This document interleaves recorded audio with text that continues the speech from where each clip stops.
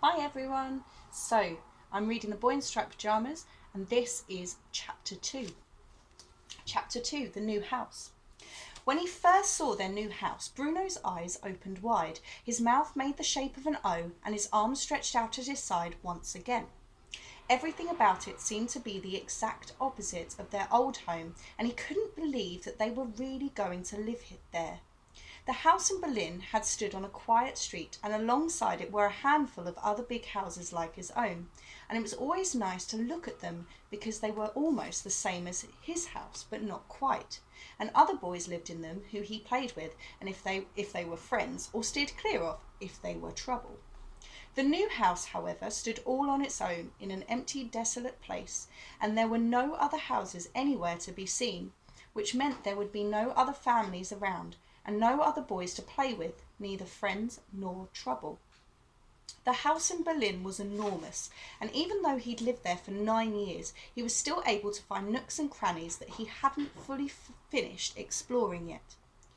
There were even whole rooms, such as Father's office, which was out of bounds at all times and no exceptions, that he had barely been inside. However, the new house had only 3 floors, a top floor, where all 3 bedrooms were, and only 1 bathroom, a ground floor with a kitchen, a dining room and a new office for Father, which he presumed had the same restrictions as the old one, and a basement where the servants slept. All around the house in Berlin were other streets of large houses, and when you walked towards the centre of town, there were always people strolling along and stopping to chat to each other or rushing around and saying they had no time to stop, not today, not when they had 101 things to do. There were shops with bright storefronts and fruit and vegetable stalls with big trays piled high with cabbages, carrots, cauliflowers and corn. Some were overspilling with leeks and mushrooms, turnips and sprouts, others with lettuce and green beans, courgettes and parsnips. Sometimes he liked to stand in front of these stalls and close his eyes and breathe in their aromas, feeling his head grow dizzy with the mixed scents of sweetness and life.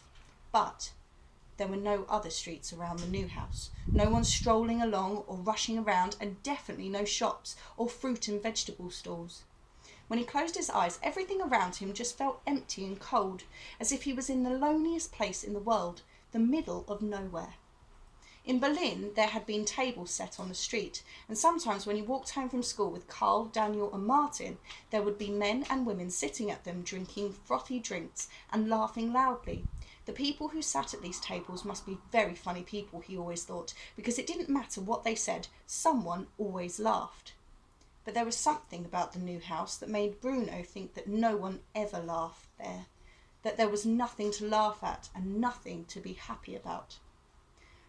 "I think this was a bad idea," said Bruno a few hours after they arrived, while Maria was unpacking his suitcases upstairs. Maria wasn't the only maid at the new house either.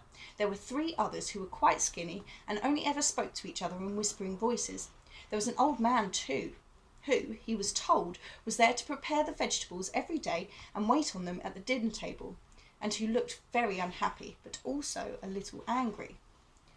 "We don't have the luxury of thinking," said Mother, opening a box that contained the set of 64 glasses that Grandfather and Grandmother had given her when she married Father. "Some people make all the decisions for us." Bruno didn't know what she meant by that, so he pretended that she'd never said it at all. "I think this was a bad idea," he repeated. "I think the best thing to do would be to forget all about this and just go home. We can chalk it up to experience," he added, a phrase he had learned recently and was determined to use as often as possible. Mother smiled and put the glasses down carefully on the table. "I have another phrase for you," she said. "It's that we have to make the best out of a bad situation." "Well, I don't know what we do," said Bruno. "I think you should just tell Father that you've changed your mind and, well, if we have to stay here for the rest of the day and have dinner here this evening and sleep here tonight because we're all tired, then that's all right. But we should probably get up early in the morning if we're to make it back to Berlin by tea time tomorrow." Mother sighed. "Bruno, why don't you just go upstairs and help Maria unpack?" she asked.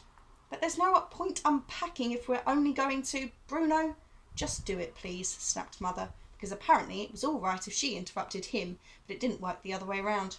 "We're here, We've arrived, this is our home for the foreseeable future, and we just have to make the best of things. Do you understand me?"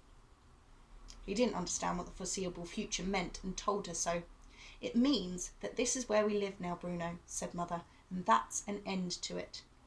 Bruno had a pain in his stomach, and he could feel something growing inside him, something that, when it worked its way up from the lowest depths inside him to the outside world, would either make him shout and scream that the whole thing was wrong and unfair and a big mistake for which somebody would pay one of these days, or just make him burst into tears instead. He couldn't understand how this had all come about. One day he was perfectly content, playing at home, having 3 best friends for life, sliding down banisters, trying to stand on his tiptoes to see right across Berlin, and now he was stuck here in this cold, nasty house with 3 whispering maids and a waiter who was both unhappy and angry, when no one looked as if they could ever be cheerful again. "Bruno, I want you to go upstairs and unpack, and I want you to do it now," said Mother in an unfriendly voice, and he knew that she meant business, so he turned round and marched away without another word. He could feel tears springing up behind his eyes, but he was determined that he wouldn't allow them to appear. He went upstairs and turned slowly around in a full circle, hoping he might find a small door or cubby-hole where a decent amount of exploration could eventually be done, but there wasn't one. On his floor there were just 4 doors, 2 on either side, facing each other. A door into his room, a door into Gretel's room, a door into Mother and Father's room, and a door into the bathroom. "This isn't home, and it never will be," he muttered under his breath as he went through his own door to find all his clothes scattered on the bed and the boxes of toys and books not even unpacked yet.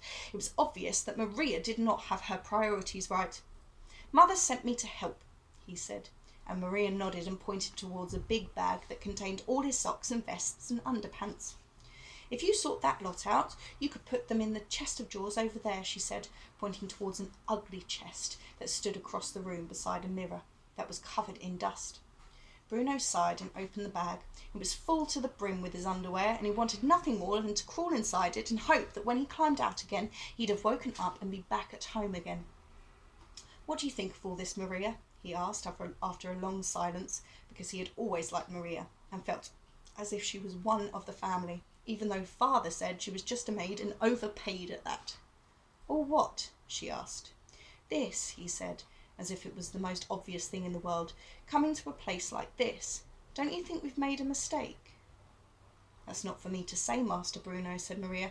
"Your mother has explained to you about your father's job, and—" "I'm tired of hearing about Father's job," said Bruno, interrupting her. "That's all we ever hear about, if you ask me. Father's job this and Father's job that. Well, if Father's job means that we have to move away from our house and the sliding banister and my 3 best friends for life, then I think Father should think twice about his job, don't you?" Just at that moment there was a creak outside in the hallway, and Bruno looked up to see the door of Mother and Father's room opening slightly. He froze, unable to move for a moment. Mother was still downstairs, which meant that Father was in there, and he might have heard everything that Bruno had just said. He watched the door, hardly daring to breathe, wondering whether Father might come through it and take him downstairs for a serious talking to. The door opened wider, and Bruno stepped back as a figure appeared, but it wasn't Father. It was a much younger man, and not as tall as Father either, but he wore the same type of uniform, only without as many decorations on it. He looked very serious, and his cap was secured tightly on his head. Around his temples, Bruno could see that he had very blonde hair, an almost unnatural shade of yellow. He was carrying a box in his hands and walking towards the staircase, but he stopped for a moment when he saw Bruno standing there watching him. He looked the boy up and down as if he had never seen a child before and wasn't quite sure what he was supposed to do with one: eat it, ignore it, or kick it down the stairs. Instead, he gave Bruno a quick nod and continued on his way. "Who was that?" asked Bruno. The young man had seemed so serious and busy that he assumed he must be someone very important. "One of your father's soldiers, I suppose," said Maria, who had stood up very straight when the young man appeared and held her hands before her like a person in prayer. She had stared down at the ground rather than at his face, as if she was afraid she might be turned to stone if she looked directly at him. She only relaxed when he had gone. "We'll get to know them in time." "I don't think I like him," said Bruno. He was too serious. Your father is very serious too, said Maria. Yes, but he's father, explained Bruno. Fathers are supposed to be serious. It doesn't matter whether they're greengrocers or teachers or chefs or commandants, he said, listing all the jobs that he knew decent, respectable fathers did and whose titles he had thought about 1,000 times. And I don't think that man looked like a father, although he was very serious, that's for sure. Well, they have very serious jobs, said Maria with a sigh, or so they think anyway. But if I was you, I'd steer clear of the soldiers. I don't see what else there is to do other than that, said Bruno sadly. I don't even think there's going to be anyone to play with other than Gretel, and what fun is that after all? She's a hopeless case. He felt as if he was about to cry again, but stopped himself, not wanting to look like a baby in front of Maria. He looked around the room without fully lifting his eyes up from the ground, trying to see whether there was anything of interest to be found. There wasn't. Or there didn't seem to be. But then one thing caught his eye. Over in the corner of the room, opposite the door, there was a window in the ceiling that stretched down into the wall, a little like the one on the top floor of the house in Berlin, only not so high. Bruno looked at it and thought that he might be able to see out without even having to stand on tiptoes.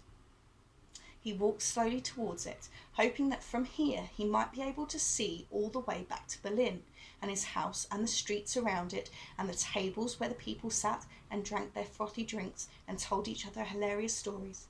He walked slowly because he didn't want to be disappointed, but it was just a small boy's room, and there was only so far he could walk before he arrived at the window. He put his face to the glass and saw what was out there, and this time, when his eyes opened wide and his mouth made the shape of an O, his hands stayed by his sides, because something made him feel very cold and unsafe. And the two questions for this chapter are, what does Bruno think of his father's job, and what do you think of Bruno's father's job?